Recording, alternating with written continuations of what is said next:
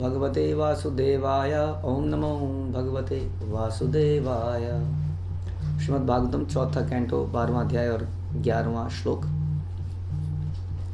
तो चर्चा चल रही है ध्रुव महाराज की, जो अब कुबेर से भी ज्ञान प्राप्त करके अपने आप को टोटल भक्ति में रत कर चुके हैं। This is the last time of Dhruv महाराज।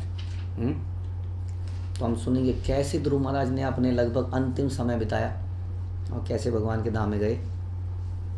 सर्वात्मा अच्युते अच्युते असर्वे तीव्र ओघाम भक्ति मुद्वहन ददर्श आत्मनि भूतेषु तमेव अवस्थितम विभुम।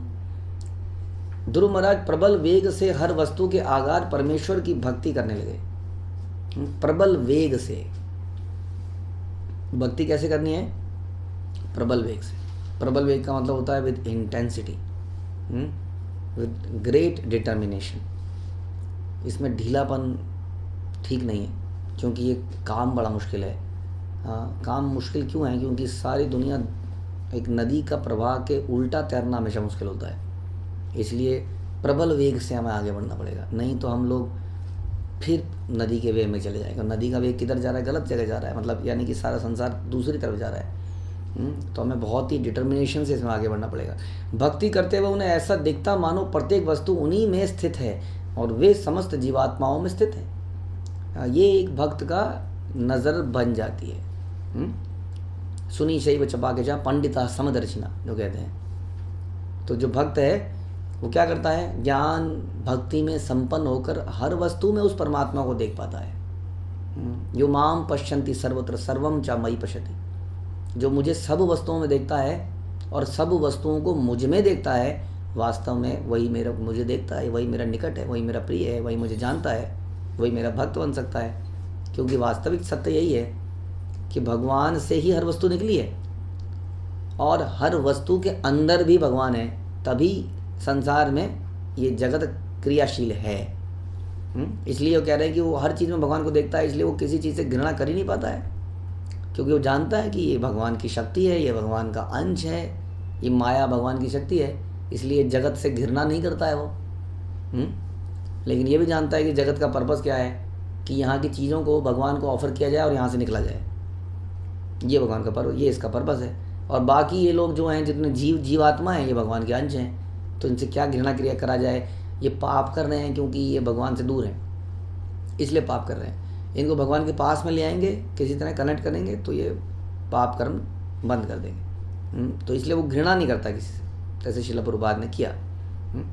तो भगवान अच्युत कहलाते हैं क्योंकि वे कभी भी अपने भक्तों को सुरक्षा प्रदान करने के मूल कर्तव्य से चूकते भी नहीं हैं। तो भगवान प्रोवाइड कर ही रहे हैं, सुरक्षा सब कुछ दे ही रहे हैं। ये दिक्कत है कि जैसे सरकार कई बार सरकार क्या करती है, कई बार गरीबों को, झुग्गी झोपड़ी वालों को घर देती है। ये जी तुम बहुत सालों से यहाँ रह रहे हो, तुम बड़े दुखी हो, ये तुम्हें घर बना के दे देता है रेगुलर। झुग्गी झोपड़ी छोड़ दो, यहाँ बीमारियाँ फैलेंगी, कुछ मरोगे तुम लोग। लेकिन वो लोग क्या करते हैं? वो लोग उन घरों को लेते हैं, उनको बेच देते हैं, उससे फिर शराब पीते हैं, फिर झुग्गी में आ जाते हैं। तो इस प्रकार तो मदद करने पर भी वो मदद देते नहीं हैं। हाँ, जैसे नाली का कीड़ा नाली में ही जाता है, उसको कहते हैं कि मलमल के बेड में भी रख दोगे तो रेंगता हुआ नाली में जाएगा। उसी तरह से उच्चतम ज्ञान, प्रेम, भक्ति, संग, सुरक्षा मिलने के बाद भी हम लोग एहसान फरामोश की तरह, हाँ, जिस थाली में खाते हैं उसमें छेद करते हैं, फिर से उस गंदगी में जाते हैं और अपना ही सर्वनाश कर लेते हैं। वैसे ही भगवान जीवात्मा को सब कुछ देता है, लेकिन जीवात्मा भगवान से ही विद्रोह करता है। जैसे हमारे अंदर विद्रोह करने की टेंडेंसी है, चाहे गुरु से, चाहे भक्तों से, चाहे हर इंसान से। बता रहे हैं कि सामान्य लोग जो हैं, कर्मी लोग, अपने कर्मों का फल भोगना चाहते हैं, अपने को यज्ञ तथा अनुष्ठानों तक ही सीमित रखते हैं। लेकिन ध्रुव महाराज ने ऐसा नहीं किया। ध्रुव महाराज ने अपने आप को क्या किया? यहाँ बता रहे हैं कि प्रबल वेग से वास्तव में भक्ति करी। यानी कि उन्होंने पिछले श्लोक में बताया था कि उन्होंने बड़े बड़े अनुष्ठान किए, लेकिन अनुष्ठान के पर्पस को जानते थे। जैसे आज की डेट में अनुष्ठान है, आज ये वाला कांड है, कल ये वाली कथा है, परसों ये है, लेकिन उस सब के पीछे पर्पस क्या है? पर्पस तो समझना पड़ेगा कि वासुदेवम सर्वमिति, स महात्मा सुदुर्लभ जानते नहीं हैं कि कौन सर्वस्व है, किसकी भक्ति करनी है।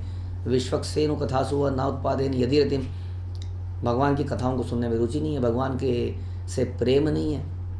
ये कथाएं, ये कांड, ये अनुष्ठान तो हमने इसलिए करा दी ताकि कुछ अशुभ ना हो, तो ये भक्ति नहीं है वास्तव में। लेकिन ध्रुव महाराज ने ये नहीं किया। ध्रुव महाराज के अनुष्ठान के साथ में, जैसे हमारे गीता दीक्षा के समय यज्ञ होता है, ऑल दो वैष्णव यज्ञ होता है, लेकिन उसके बाद में वहाँ प्रण क्या लिया जाता है कि मैं नाम जपूँगा, कि मैं रोज़ भगवान के इतने नाम जपूँगा, मैं ये करूँगा वो करूँगा, तो भक्तिमय प्रण लिए जाते हैं। तो ध्रुव महाराज ने वो भक्तिमय कार्य उसके साथ में किया।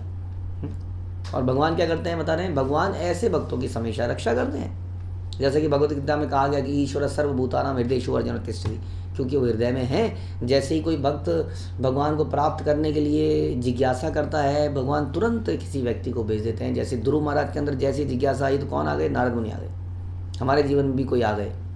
हाँ, इस प्रकार तो वो हमें we have to recognise that.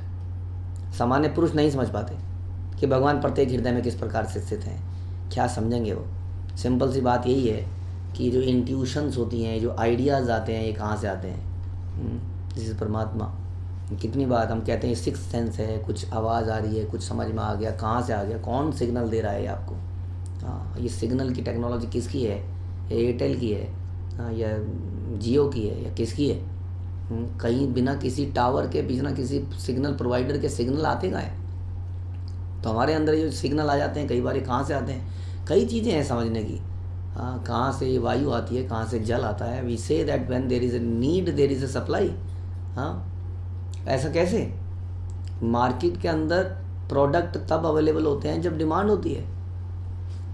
यानी कि somebody is supplying our demands, जो कि पानी की है, जो कि खाने की है, जो कि वायु की है, सब चीज़ अवेलेबल है। तो ये सब चीज़ें हैं, लेकिन सामान्य व्यक्ति देख नहीं पाता है इस चीज़ को कि हर वस्तु के अंदर कैसे भगवान है, कैसे ही भगवान की शक्ति है, कैसे ही भगवान द्वारा प्रदत्त है, और how thankful we should be. उल्टा वो उसके ऊपर क्या बोलते हैं, उसके बोलते हैं तुम भोग लगाते हो, तुम मूर्ख हो, ये तो पत्थर है, ये तो ये है, ये तो वो है। तो we find an reason not to give. कोई ना कोई रीज़न हमें चाहिए कि कैसे देना ना पड़े। तो हमें बड़ा अच्छा लगता है जब हम सुनते हैं भिखारियों को देना गलत है क्योंकि भिखारी शराब पीता है, हम नहीं देंगे तुम्हें, हम नहीं देंगे, तो हमने देना ही बंद कर दिया है, क्योंकि हमें कोई एनीवे रीज़न चाहिए था कि जिससे देना ना पड़े, हमें रीज़न मिल गया। जबकि दान तप यज्ञ कभी बंद नहीं करने चाहिए। एनीवे, तो कहने का मतलब ये है कि हर व्यक्ति को भगवान की भक्ति में निरंतर लगा ही रहना चाहिए। इन अनुष्ठानों का, कर्म कांडों का कोई लाभ नहीं है वास्तव में, और यदि हम ऐसा करते हैं तो भगवान हमारी मदद करते हैं, जैसा वो कर ही रहे हैं। तमेवं शील संपन्नम ब्रह्मण्यम दीनवत्सलम गोप्तारम धर्म सेतूनाम मेनिरे पितरम प्रजा। ध्रुव महाराज दैवीय गुणों से संपन्न थे, वे भगवान के भक्तों के प्रति अत्यंत श्रद्धालु थे। तो दैवीय गुणों में प्रमुख गुण क्या है कि भक्तों के प्रति अधिक, अत्याधिक, अत्यंत श्रद्धालु होना। ये बड़ा इंपॉर्टेंट है हमारे लिए, क्योंकि भक्त बड़े रेयर हैं। भक्तों में कुछ ऐसे ट्रेट्स हो सकते हैं जो हमें अच्छे नहीं लगते, हमारे हिसाब से नहीं है। हाँ, वो थोड़ा स्लो है, वो थोड़ा ज़्यादा हंसता है, वो ज़्यादा मजाक करता है, वो बोलता ही नहीं है, वो एकदम तना तना सा रहता है। सबका नेचर तो अलग अलग होगा ही, लेकिन इम्पोर्टेंट क्या है कि सबका पर्पस कृष्ण प्रेम प्राप्त करना है। इसलिए हमारे लिए वो बड़े इंपॉर्टेंट है, क्योंकि anyway these people are very rare in the world. मनुष्य नाम सहस्त्रेषु सहस्त्रेषु कश्चित यतति सिद्धे। सहस्त्रों सहस्त्रों लोगों में से कोई एक व्यक्ति इस रास्ते पे चलने के लिए प्रयास करता है। और उन सिद्ध लोगों, जो उन लोगों में भी जो इस रास्ते पे चलने का प्रयास करते हैं, बहुत ही कम लोग हैं माम वेति तत्वता, जो मुझे तत्व रूप में जान पाते हैं। इसलिए दे आर वेरी रियल। वासुदेव सर्वमिति सम आत्मा सुदुर्लभ, यहाँ भी बताया गया कि ये लोग बड़े रेयर हैं। हाँ, और हमें इनकी आवश्यकता है, क्योंकि रेयर लोग anyway we are in minority. हाँ, माइनॉरिटी लोग तो वैसे ही संसार में एक साथ होते हैं, एक साथ सारे ये वाली कौम, ये वाला जाति, सब लोग एक साथ मिलके सरकार बनाना चाहते हैं। वोट की राजनीति चलती है एनीवे माइनॉरिटी में। तो हम सब समझें कि devotees are in minority, we need each other to support, to spread this movement. इसलिए आपसी मतभेदों ये इतने इम्पोर्टेंट नहीं है ये मतभेद इतने इंपॉर्टेंट नहीं हो सकते। इसलिए बता रहे हैं कि अत्यंत श्रद्धालु होना चाहिए भक्तों के प्रति, बिकॉज दे आर भगवान के हैं। दीनों तथा निर्दोषों के प्रति दयालु होना चाहिए। जो बाकी हैं, जो नॉन डिवोटी हैं, उनके प्रति क्या करें? उनके प्रति दयालु हों कि उनको कैसे कृष्ण भक्ति में लाया जाए, ये हमारा मुख्य काम है। तो ये जो कम डिवोटी हैं, ये जो बाकी जनता है, उस पर दया करके उन्हें किसी प्रकार से उन्हें धर्म का ज्ञान दें, उन्हें भगवान की भक्ति दें। इन गुणों के कारण वे समस्त नागरिकों के पिता तुल्य थे। तो ध्रुव महाराज ऐसे राजा बन गए, ऐसी उनकी नीतियाँ थी, हाँ, कि नागरिकों के पिता तुल्य बन गए। सब ने उनको इतना respect and care and love दिया, सब नागरिक उनको, ये ऐसे राजा होते थे उस ज़माने में। इसलिए वहाँ पे इलेक्शन की ज़रूरत नहीं पड़ती थी। वहाँ 5 साल में दोबारा इलेक्शन करने की ज़रूरत नहीं है कि अब क्या चाहती है जनता। जनता कुछ नहीं चाहती है, जनता टोटली सेटिस्फाइड है। क्यों? क्योंकि राजा ने भगवान को संतुष्ट कर रखा है, और भगवान को वही संतुष्ट कर पाता है जो जीवात्माओं पर दया करता है। जीवात्माओं पर दया करने के लिए वो सारे कार्य करता है जिससे वो कृष्ण भक्ति कर सकें। उन्हें दान तप यज्ञ करना सिखाता है, उन्हें वर्णाश्रम धर्म जो भी है, जो भी नियम कानून, प्रभुपाद ये बता रहे हैं कि आजकल के नेताओं में ये गुण सारे में होने चाहिए, बता रहे हैं, तभी नागरिक सुखी होगा। लेकिन प्रॉब्लम कुछ और ही है। नागरिक ये देखता है कि मेरे एरिया में एक सड़क बनेगी कि नहीं, मेरी जाति को आरक्षण मिलेगा कि नहीं, या पता नहीं क्या क्या। उसकी जो है सेल्फिश डिज़ायर के कारण वो किसी ऐसे व्यक्ति को चुन लेता है जिसका विज़न बहुत ही नैरो है। यहाँ पर स्पष्ट बताया गया कि सारे नागरिक ध्रुव महाराज को अपना पिता मानते थे। जिस प्रकार की बालक अपने पिता पर आश्रित रहकर पूर्णतया संतुष्ट रहता है, उसी प्रकार राज्य के नागरिक को राज्य अथवा राजा द्वारा सुरक्षा प्रदान प्राप्त करके सभी प्रकार से संतुष्ट रहना चाहिए। किंतु आजकल राज्य में जीवन की प्राथमिक आवश्यकताओं यानी कि धन, जन की सुरक्षा की कोई गारंटी नहीं है। क्योंकि बाकी रीज़न आप जानते ही हैं। प्रभुपाद साफ बता रहे हैं कि जब सरकार में खुलेआम कसाई घर खुलते हैं, शराब बढ़ती है, तो इसका मतलब राजा को इससे कोई मतलब नहीं है कि लोग कैसे धार्मिक बने या कृष्ण चेतना आए, बल्कि मतलब केवल रोटी कपड़ा मकान से है। हाँ, कि कैसे वो प्रोवाइड किया जाए, बल्कि प्रोवाइड भी क्या किया जाए, कैसे उनका लालच दिखाया जाए।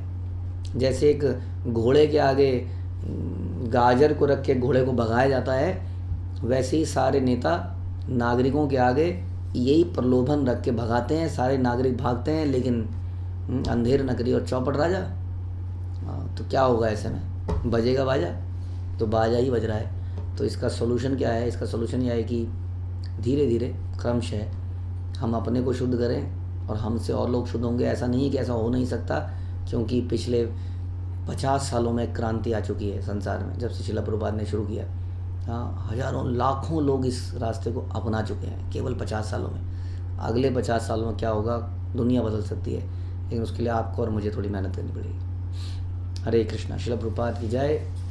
ग्रंथराज श्रीमद् भागवतम की जय।